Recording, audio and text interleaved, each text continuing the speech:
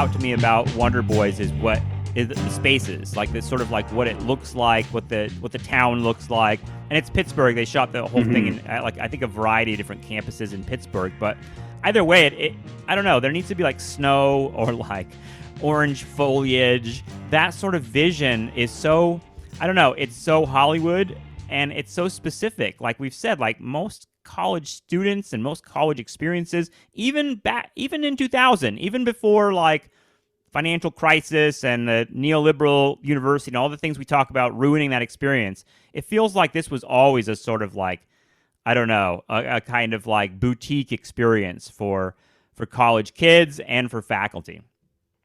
Yeah, like I totally agree. It's not quite Wes Anderson, but it's very much a film about like Right. fabrics and people with good hair and people who have like greenhouses, like the Chancellor Frances McDormand does. Sarah, I think is the character's name, or the kind of shabby, genteel poverty that tenured Michael Douglas lives in.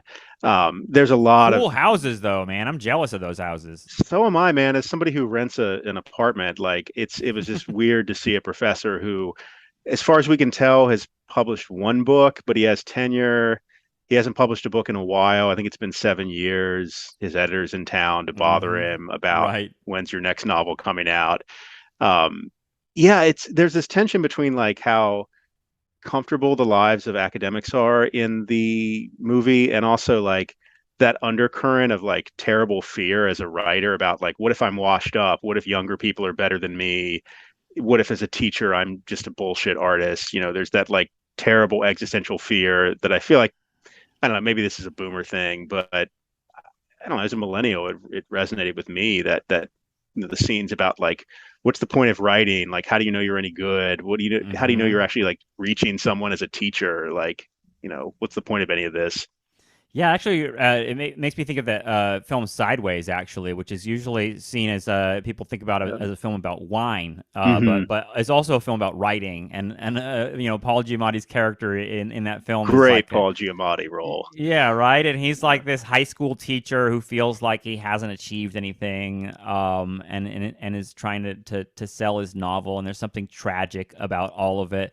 The character Grady Tripp, played by Michael Douglas in Wonder Boys, is sort of like that. Although he's already published a novel, yeah. But the fear is that like that was it. I mean, I guess the concept of the Wonder Boy is part of this, right? Like this idea that like you have one particular success, and then everyone expects something else of you, and there's some horror at that, I guess. Right. I mean, this in a lot of ways, this movie is about men whose lives are in disarray, right, at various ages. You have Tobey Maguire, the brilliant young, I think we find out he's 20, novelist who just finished his first manuscript. And then, Michael Douglas, who is in between having an affair and leaving his wife, Mm-hmm. and kind of on the fence about what he's supposed to do. And Robert Downey Jr., Crabtree, the New York agent who's fallen on hard times and hasn't sold a manuscript that's blown up in like 5 years. And you have all these men who have these like really intense relationships with each other, but don't have their shit together at all.